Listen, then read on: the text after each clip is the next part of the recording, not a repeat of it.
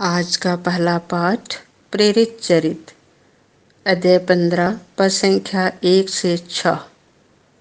यह निश्चय किया गया कि इस समस्या पर यरूशलेम में प्रेरितों तथा पुरोहितों के साथ परामर्श किया जाएगा। कुछ लोग यहूदिया से अंताकिया आए और भाइयों को यह शिक्षा देने लगे कि यदि मूसा से चली आई हुई प्रथा के अनुसार आप लोगों का खतना नहीं होगा तो आपको मुक्ति नहीं मिलेगी। इस विषय पर पौलुस तथा बरनाबस और उन लोगों के बीच तीव्र मतभेद और वाद विवाद छिड़ गया और यह निश्चय किया गया कि पौलुस तथा बरनाबस अंताकिया के कुछ लोगों के साथ यरूशलेम जाएंगे और इस समस्या पर प्रेरितों तथा पुरोहितों से परामर्श करेंगे। अंताकिया की कलीसिया ने उन्हें विदा किया। वे फिनिसिया तथा समरिया होकर यात्रा करते हुए वहां के सब भाइयों को गैर यहूदियों के धर्म परिवर्तन के विषय में बताकर बहुत आनंदित कर देते थे। जब वे यरूशलेम पहुंचे तो कलीसिया प्रेरितों तथा पुरोहितों ने उनका स्वागत किया और उन्होंने बताया कि ईश्वर ने उनके द्वारा क्या क्या कर दिखाया है। फरीसी संप्रदाय के कुछ सदस्य जो विश्वासी हो गए थे उठकर कहने लगे कि ऐसे लोगों का खतना करना चाहिए और उन्हें आदेश देना चाहिए कि वे मूसा संहिता का पालन करें।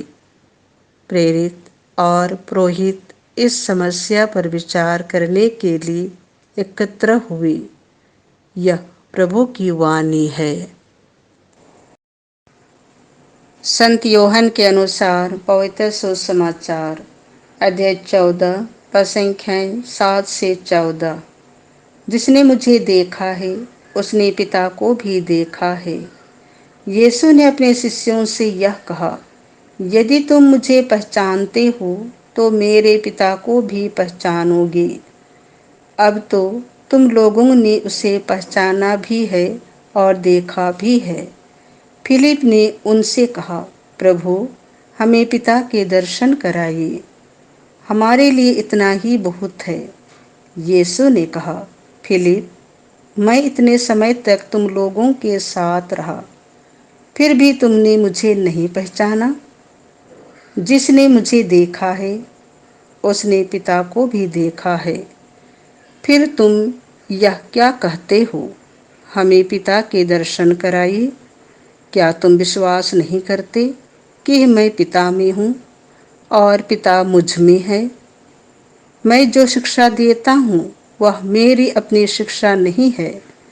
मुझ में निवास करने वाला पिता मेरे द्वारा अपने महान कार्य संपन्न करता है। मेरी इस बात पर विश्वास करो कि मैं पिता में हूँ और पिता मुझ में है, नहीं तो उन महान कार्यों के कारण ही इस पर विश्वास करो। मैं तुम लोगों से कह देता हूँ, जो मुझ में विश्वास करता है वह स्वयं वे ही कार्य करेगा जिन्हें मैं करता हूँ, वह उनसे भी महान कार्य करेगा, क्योंकि मैं पिता के पास जा रहा हूँ।